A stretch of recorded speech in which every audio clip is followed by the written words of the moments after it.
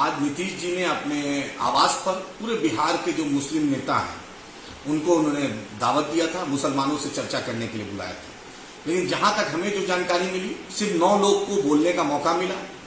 नीतीश जी ने ललन जी राष्ट्रीय अध्यक्ष का चालीसा पढ़ा कि बहुत अच्छा काम कर रहे हैं, उमेश कुशवाहा साहब का चालीसा पढ़ा, बहुत अच्छा काम कर रहे हैं, और थोड़ा बहुत जमा खान साहब का भी उन्होंने कर दिया। ये वही जमा खान है जिन्होंने झूठ बोला था कि हाफिज साहब को मदद हुई है, कुछ मदद नहीं हुई। ये वही नीतीश जी की सरकार है जो आरपीएफ का कांस्टेबल चेतन कुमार ने मारा, उस बिस्पी के मधुबनी के रहने वाले को आज तक एक मदद सरकार की तरफ से नहीं मिली। वही नीतीश जी है जो मुसलमानों को बुलाकर, ये लगभग चौथा पांचवा मीटिंग है, कभी उलेमाओं को बुलाते हैं, कभी खानकाहों के लोग को बुलाते हैं, कभी एक एमएलए को बुलाते हैं, सबको बुलाते रहते हैं। लेकिन नीतीश जी एक भी मुसलमान एमएलए नहीं जिता पाए। ये नीतीश जी की क्रेडिबिलिटी है। 2005 से लेकर 2020 तक चुनाव हुआ, एक भी मुसलमान नीतीश जी के राज में कंटिन्यू कोई ऐसा नहीं है जो एमपी एमएलए जीत कर आया है। मुनाजिर हसन थे, वो छोड़ दिए, बाकी दूसरे लोग थे, आपके सामने है नीतीश जी को कैसे छोड़ा, लोगों ने देखा है। तो नीतीश जी से मैं पूछना चाहता हूं, आप ये जो मीटिंग बुला रहे हैं, बतलाइए मुसलमानों को आप क्या दीजिएगा। एमआईएम अख्तरुल इमान साहब ने प्रेस कॉन्फ्रेंस किया, उसमें साफ साफ कहा, जैसे तमिलनाडु में, केरल में, आंध्रा में, तेलंगाना में मुसलमानों को कोटा के अंदर सब कोटा है, ओबीसी कोटा में, क्या उसमें नीतीश जी रिजर्वेशन देंगे? मुसलमानों को कितना मंत्रालय में हिस्सा देंगे? क्या माइनॉरिटी बजट जो तेलंगाना में 2200 करोड़ है, क्या बिहार में भी 2200 करोड़ होगा? क्योंकि आबादी आज 18% से ऊपर है। 17.70 आबादी आपने दिखाई थी, इराकी बिरादरी की आपने आबादी को हटा दिया, वो 1% से ऊपर लगभग आबादी होगी, तो 18 साढ़े 18 होगा। आज बिहार में सबसे ज्यादा मुसलमानों की आबादी है, लेकिन मुसलमान को आप क्या दिए? मॉब लिंचिंग हुआ आपके सामने, मधुबनी की घटना, हरलाखी की घटना है, अभी तक वीडियो पुलिस प्रशासन ने नहीं जारी किया है, वो बच्चा शहीद मौत भी हो गई। डीएसपी इनका क्या नारा लगाता है आपने देखा, हदवा में आपने देखा, एक मुस्लिम महिलाओं के साथ इनका एसएचओ नवादा में क्या गाली गलौज किया है आपके सामने है। मुसलमानों का माइनॉरिटी का बजट आपके सामने है, हाफिज साहब को कुछ ना मिलना आपके सामने है, गया बेला में मॉब लिंचिंग आपके सामने है, अररिया का मॉब लिंचिंग आपके सामने है, छपरा का मॉब लिंचिंग आपके सामने है, मुसलमानों का क्या हाल है आपके सामने। 9 लोगों का बोलने का मौका मिला। नीतीश जी ने ये नहीं बोला कि शेरशाहवादी बिरादरी को मंत्रालय में हिस्सा मिलेगा कि नहीं, सुरजापुरी बिरादरी को मिलेगा कि नहीं, अंसारी बिरादरी को मिलेगा कि नहीं, राइन बिरादरी को मिलेगा कि नहीं, कलाल बिरादरी को मिलेगा कि नहीं। आप नीतीश जी ने ये नहीं बोला। नीतीश जी ये नहीं बोला कि कुल्हैया बिरादरी को मिलेगा कि नहीं, शेखरा बिरादरी को मिलेगा कि नहीं, और मोमिन बिरादरी में मिलेगा कि नहीं। नीतीश जी ने ऐसा कुछ नहीं बोला।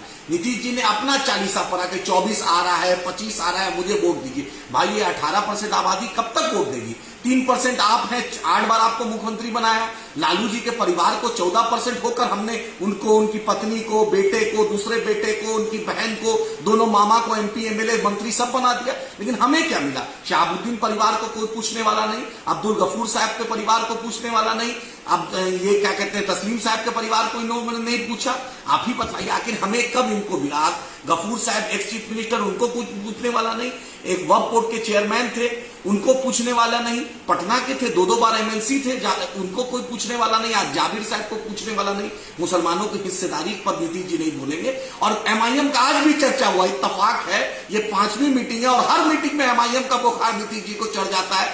जो आदमी 17 साल बीजेपी के साथ रहा हो, जो गोधरा में मोदी जी के साथ रहा हो, जो गोधरा जांच नहीं कराया हो, वो एमआईएम को बीटी बार फिर बोलता है। अच्छी बात है नीतीश जी, ये डर अच्छा है। मैं आज खालिद अनवर साहब का भी नाम नहीं लिया गया, जबकि पूरे बिहार में खालिद अनवर मियां ने यात्रा निकाला था जमा खान और पैजामा खान के साथ और दूसरे लोगों के साथ, जो भी लोग दूसरे जिला से गए थे। आज को एएमयू किशनगंज में नीतीश जी ने नहीं बोला, सुरजापुरी रिजर्वेशन का ओबीसी कोटा पे नीतीश जी ने नहीं बोला, एएमयू किशनगंज पर 1 रुपया अभी तक नहीं मिला, उस पर नहीं बोला, सीमांचल की बाढ़ की तबाही पे नहीं बोला, सीमांचल के रोजगार पे नहीं बोला, सीमांचल के पलायन पे नहीं बोला, किशनगंज को, कटिहार को एक भी मेडिकल कॉलेज नहीं मिला है, उस पर नीतीश जी नहीं बोला, हज कमेटी के बहाली पर नहीं बोला, उर्दू टीईटी के बहाली पर नहीं बोला, उर्दू अनुवादक के बहाली पर नहीं बोला, मुस्लिम अफसरान की अच्छी पोस्टिंग पर नहीं बोला, जिला में डीएमएसपी हो, बीडीओ सीओ, डीएसपी एसएचओ पर नहीं बोला नीतीश जी। नीतीश जी ने आज दे के फिर वही किया, वाहवाही अपनी करवाई। और बेचारा खालिद अनवर साहब का तो नाम भी नहीं लिया गया, क्योंकि इन दोनों लगे हुए हैं, खालिद अनवर साहब और जमा खान मियां दोनों लगे हुए हैं कि किसी तरह लोकसभा मिल जाए। उन्हीं के ढाका में आज मुसलमानों को चंदनवाड़ा जो मदरसा पर क्या टिप्पणी आई, भागलपुर में कहलगांव में मुसलमानों पर क्या टिप्पणी आई, किसी ने कुछ नहीं बोला।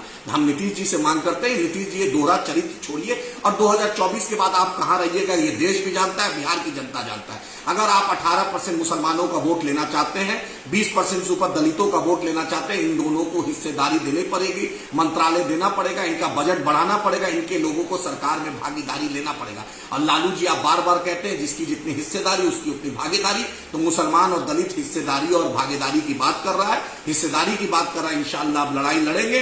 बैरिस्टर असदुद्दीन ओवैसी साहब के क़यादत में, अख्तर उल इमान साहब के क़यादत में, अकबर साहब के क़यादत में हम बिहार में लड़ेंगे और लोकसभा भी इंशाअल्लाह लड़ेंगे, विधानसभा भी लड़ेंगे और अपने लोगों को इंशाअल्लाह इंसाफ दिलाएंगे और हिस्से दिलाएंगे। एमआईएम का ये संकल्प है। हम फिर ये संकल्प दिलाते हैं, नीतीश जी आप कितना भी मीटिंग कीजिए, ये अच्छी बात है कि एमआईएम का बुखार आपको आ जाता है, ये बुखार इंशाअल्लाह हमेशा आते रहेगा और इंशाअल्लाह एमआईएम हक मुसलमानों का, दलितों का लड़ के लेगी। ये हमारा संकल्प